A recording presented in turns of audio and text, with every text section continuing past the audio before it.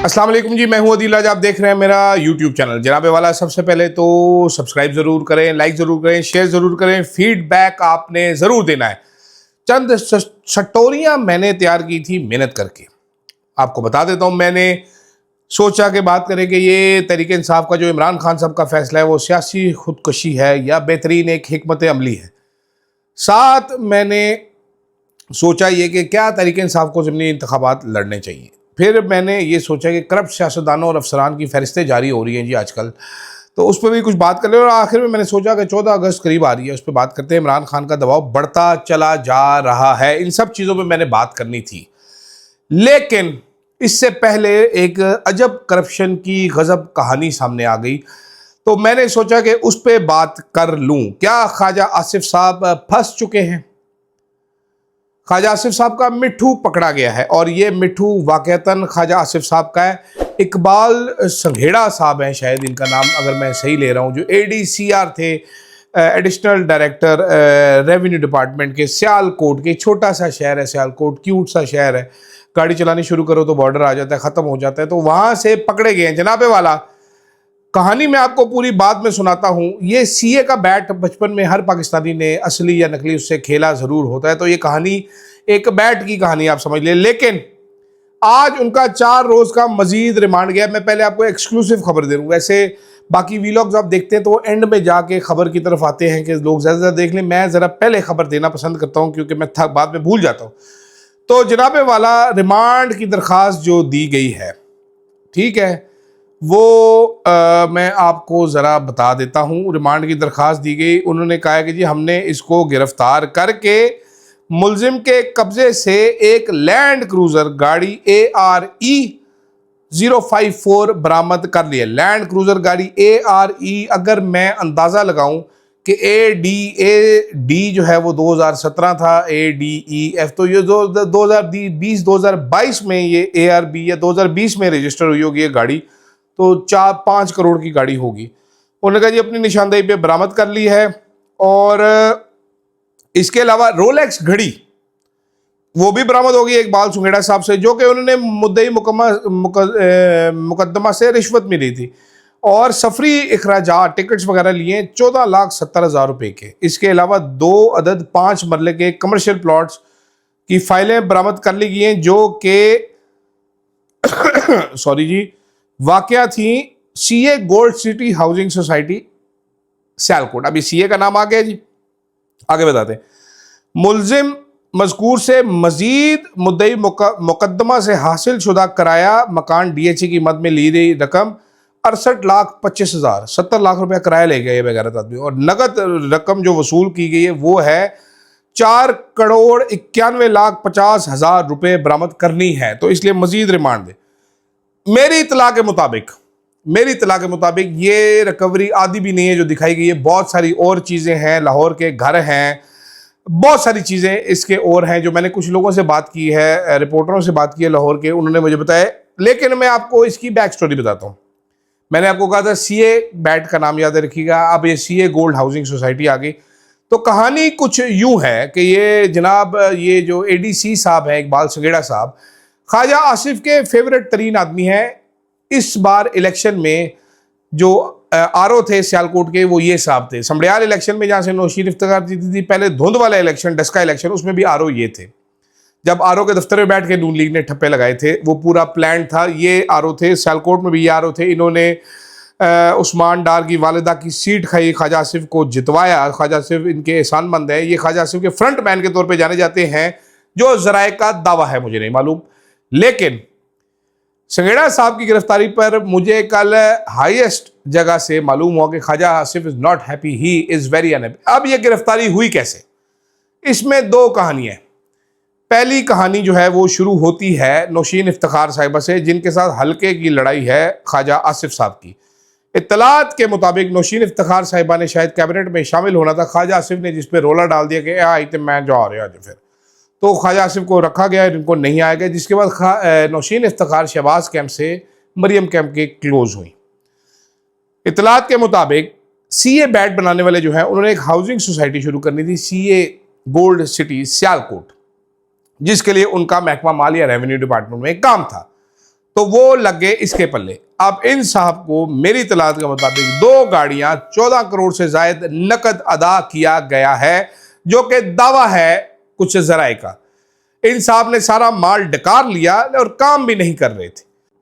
वो जो मुद्दई हैं उन्होंने फिर राब्ता कुछ लोगों से किया, जिनमें से एक साहब ने हामी भरी कि जी मैं ये लेके जाता हूं मियां साहब के पास, मेरे पास बड़ा अच्छा निज़ाम मौजूद है मियां साहब का अप्रोच का। मैं नाम ले सकता हूं, मैं नहीं ले रहा। उस पूरे केस में ख्वाजा आसिफ का नाम कहीं नहीं लिया गया। वीडियो बनाई गई थी, इसकी खुफिया डॉक्यूमेंट सारे मौजूद थे, जो प्लॉट दिए गए थे वो मौजूद थे। वो जाके मियां साहब को पेश किए गए। मियां साहब ने कहा ओए होए तुझे बड़ा चंगा मरियम बेटा, ये तुम्हारा टेस्ट केस है, इस बंदे को पकड़ो, देखो तुम करप्शन के खिलाफ भी तुम अपनी प्रमोशन करो जरा। मरियम नवाज शरीफ साहिबा ने अपने मोतबत खास जो हैं, जो सुहेल जफर चट्टा साहब हैं, जो आजकल बंदे मारते हैं सीसीडी में, उनको मैसेज किया और चट्टा साहब ने बंदा गिरफ्तार कर लिया। जब बंदा गिरफ्तार हो गया और 5 रोज रिमांड हो गया, तो ख्वाजा आसिफ साहब को पता चला। तो अब ये जराए का दावा है, वो सटपटा गए। फिर वहां से उन्होंने तगो-दो शुरू की। उन्होंने शहबाज शरीफ साहब से भी मुलाकात की, नवाज शरीफ साहब से भी मुलाकात की। मुलाकात मरी में नहीं हुई, रायविंड में हुई, लेकिन उन्होंने मुलाकात की। मैंने शायद कल मरी बोल दिया था, रायविंड में मुलाकात हुई। I am corrected now. लेकिन वहां पर कुछ हो नहा सका। उतनी देर में संगेड़ा साहब के जो केस है वो बच्चे देना शुरू हो गया। ढेरों ढेर उसने बच्चे दे दिए और अब जाके हमारे सामने एक महकमा माल के एक छोटे से मुलाजिम, एक छोटे से शहर की ये करोड़ों रुपए की करप्शन सामने आ रही है। ये 50 करोड़ से जायद की करप्शन सामने आएगी टोटल, मुझे बताया जा रहा है, इससे ज्यादा की सिर्फ इस एक केस में। बाकी और केसेस में संगेड़ा ने क्या क्या सुंघाया होगा सब लोगों को, I have no idea, I can not fathom the fact. लेकिन इसके साथ जुड़े एक साहब है जो कि गाड़ियों का कारोबार करते हैं, जो कि ख्वाजा आसिफ साहब की गाड़ियों की ख्वाहिशात पूरी करते हैं, मेरे जराए का ये दावा है, वो भी लपेटे में आए जा सकते हैं। ख्वाजा आसिफ साहब ने अब भागदौड़ तो काफी सारी की है, तो लेट्स सी क्या होता है, लेट्स सी क्या होता है। तो मालिक साहब जब कल बता रहे थे कि 2000 अरब रुपए की करप्शन, ये तो पंजाब में इससे ज्यादा अकेली निकल आएगी, और अगर मोहसिन नकवी को पकड़ के झाड़ेंगे तो इससे भी ज्यादा माल शायद बरामद हो जाए। लेकिन ये है वो गुड गवर्नेंस पंजाब के दावे, ये सारा आप देख रहे हैं, अपनी आंखों के सामने सुन रहे हैं, आपको मालूम है क्या हो रहा है। लेकिन अभी इस केस में बहुत सारी दिलचस्प चीज़ें और सामने आनी हैं, क्योंकि लाहौर के एक सहाफ़ी हैं मोहम्मद उबैर, उन्होंने कहा है कि सीसीटीवी फुटेज जो इसके लाहौर वाले घर की है वो निकाल लें ज़रा, मिल चुकी है। उसमें बड़े बड़े लोग आते जाते आपको इसके घर नज़र आएंगे। मालूम नहीं निकलती है कि नहीं निकलती, क्योंकि करप्शन इस मुल्क का मसला नहीं है जो पकड़ा जाए बस वो है। तो ये अंदरूनी लड़ाई जो है, ये हल्के की लड़ाई ख्वाजा आसिफ साहब के बंदे को मरवा गई, अल्लाह खैर करेगा। खैर जनाबे वाला इमरान खान साहब ने कहा है कि ज़मनी इंतखाबात नहीं लड़ने। गौर साहब कहते हैं नहीं हमने लड़ने हैं। अब कई बुजुर्ग सहाफ़ी जो है, कदीम ज़माने के सहाफ़ी, वो हमें मशवरा देते हैं कि जी इलेक्शन ज़मनी इंतखाबात लड़ना बहुत ज़रूरी है। ज़मनी इंतखाबात अगर नहीं लड़ेंगे तो जगह खाली छोड़ देंगे। पीपल्स पार्टी ने नहीं लड़े MRD, वो पछताते रहे पूरी ज़िंदगी, ये होगा वो होगा। इसके हक में आर्गूमेंट ये है कि जनाबे वाला पहले आपने लड़के क्या पुट लिया, आपकी कौन सी 10 सीटों से 15 सीटों से हुकूमत बन जानी, आपकी पार्टी का तो सफ़ा हस्ती से मिटाया जा रहा है, तो why do you want to give legitimacy to the system. ठीक है, इमरान खान साहब नहीं चाहते कि ये इलेक्शन लड़े जाए। मेरी राय इसमें यह है कि इलेक्शन लड़के तहरीक इंसाफ ने क्या ही उखाड़ लेना है, क्या ही हो जाएगा तहरीक इंसाफ को। तहरीक इंसाफ क्या कर लेगी? तहरीक इंसाफ को मेरा ख्याल ये है कि नहीं लड़ना चाहिए, बल्कि कौमी असम्बली से इस्तीफ़ा ही दे देना चाहिए। तहरीक इंसाफ को कुट बड़ी पड़ेगी, लेकिन मेरा ख्याल है कि सिस्टम से लेजिटिमेसी जो रही सही है वो भी छीन लेनी चाहिए तहरीक इंसाफ को। इनको फैसला कर लेना चाहिए, क्योंकि जो इनके साथ किया जा रहा है वो रुक नहीं रहा। जितना ये कॉम्प्रोमाइज़ करते जाएंगे उतनी ये मार खाते जाएंगे।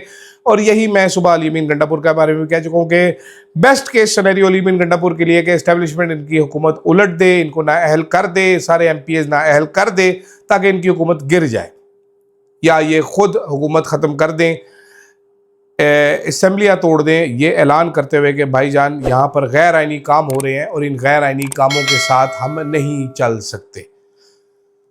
बाकी देखते हैं कि क्या करते हैं गंडापुर साहब। जनाब गंडापुर साहब बड़े सीरियस आदमी हैं। खैर, करप्ट सियासतदानों की लिस्टें ये मैं आपसे आगे जाके बात करता हूँ, अगले वीलॉग में कर लेते हैं, इसको छोड़ते हैं। 14 अगस्त वाला, अब टाउटों को सबको बड़ी तकलीफ हो रही है कि इमरान खान ने 14 अगस्त की डेट दे दी है, ये हो गया, वो हो गया, ये ऐसे करेंगे, ये वैसे करेंगे, ये देखें, ये एहतजाज कर, ये जिस दिन पे एहतजाज करेंगे वो एहतजाज का दिन नहीं होगा। तो तरीके इंसाफ को इस पर तवज्जो नहीं करनी चाहिए। इंटरेस्टिंग बिट ये बना हुआ है, अब डिस्कशन ये चल रही है कि हम तरीके इंसाफ वाले कहाँ से ढूंढेंगे इसमें, क्या सारे नौजवान पकड़ लें? पुलिस वाले जो डिस्कस करें, मैं उसकी बात बता रहा हूँ। किवें रोकी असी, either we want to celebrate और we don't want to celebrate. सरकारी सतह पर जोश व खरोश से मनाए जाने का इम्कान है, लेकिन आवाम का जोश क्या होता है? बाजे, अब बाजे पे पाबंदी है, इस्लामाबाद के डीसी ने डर के मारे बाजे पे पाबंदी लगा दी है। मोटरसाइकिलें, रैलियाँ, गुब्बारे, पटाखे, आतिशबाजी, फायरिंग हर बैड थिंग। तो ये उनकी होती है। तो लोग अब निकलते हैं, फैमिलीज निकलती हैं, आते हैं, सेलिब्रेट करते हैं, आज़ादी का जश्न मनाते हैं, आतिशबाजी देखने आते हैं। मुख्तलिफ जगहों पे आतिशबाजी होती है, people enjoy it, people go flock around and watch it. तो क्या आप उसको रोकेंगे? कैसे आइडेंटिफाई करेंगे? तरीके इंसाफ वाले बड़ा इंटरेस्टिंग होता जा रहा है, तरीके इंसाफ वाले वीडियो उठा उठा के लगाएंगे, ये करते रहेंगे, तो क्या होगा इसमें? ये बड़ा इंटरेस्टिंग सवाल है। इमरान खान साहब भी इनको चैन नहीं लेने देते, ये इमरान खान को चैन नहीं लेते, इमरान खान इनको चैन नहीं लेते। इमरान खान अकेले का खौफ जो है ना, इनकी जड़ों में बैठ चुका है इस टाइम पे, इनको समझ नहीं आ रही करना क्या। खैर जनाब, कमेंट आया था कि आखिर में भी बताया करें, तो सब्सक्राइब ज़रूर कीजिएगा जनाब। आखिर में एक बार फिर बता रहा हूँ, फीडबैक ज़रूर दीजिएगा, अच्छा या बुरा, नेगेटिव या पॉजिटिव। और अगर मेरे हुस्न की तारीफ करना चाहें तो आई डू नॉट माइंड। फिलहाल के लिए इतना ही इजाज़त दीजिएगा। अल्लाह हाफिज़।